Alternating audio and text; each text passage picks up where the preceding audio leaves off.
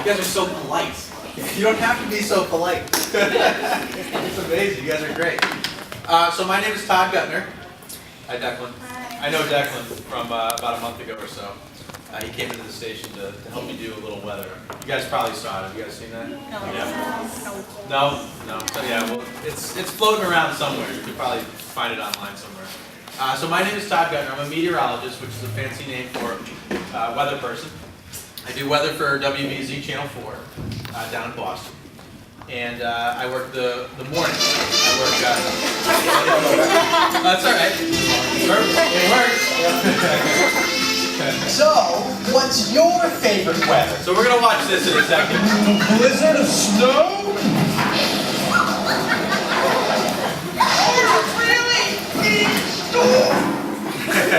That was a good part too. We throw some air going on, like, and the water's going at the same time. Oh, that's a good little science experiment. I'll do it together. I'm gonna go home and do it too. Yes, Declan. If the bottle was bigger, would the tornado be bigger?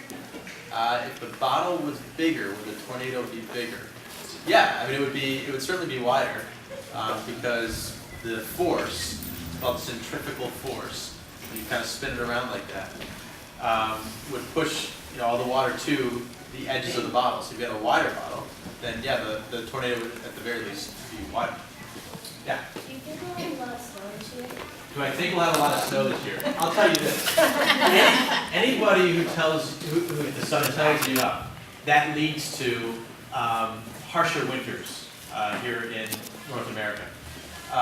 And recently the sun is actually, it had gone through a very quiet phase, and it's now starting to act up again. In fact, I think it was yesterday, there was a really large solar flare that went out. So there'll probably be, I'm sure we'll see pictures of some of the northern lights from Canada and Scandinavia and places like that over the next couple of weeks.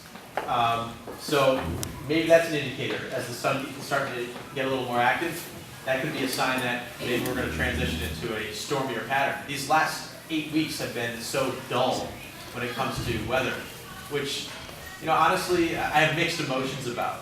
Sometimes I actually crave a storm and like a storm. Other times, it's nice just cruising along with your feet up because it has been so stormy here these last, with air flowing in, warm, moist air, the kind of fuel for the thunderstorm, what it eats, what it survives on. It flows in. This is called an updraft. Part of it goes out to the anvil, and that's why the anvil, you'll see clouds from the anvil, the cirrus clouds, those thin ice crystals that are way up around 30,000 feet where the jets fly. Will go way out ahead of the storm itself. Then this horizontal will kind of start to spin in the vertical, and it'll just keep going and going and going, and eventually you get this spin like this. This is a rotating thunderstorm. You need a thunderstorm to rotate to get that funnel. Beneath this rotation comes the funnel. The funnel touches the ground, you get a tornado. Predicting tornadoes is not easy at all. We do look, though, for, in the morning, all right, this horizontal rotation. So a 10-minute warning is better. We would love to be able to give you a half an hour warning. In some cases, you can see a thunderstorm developing and things like that.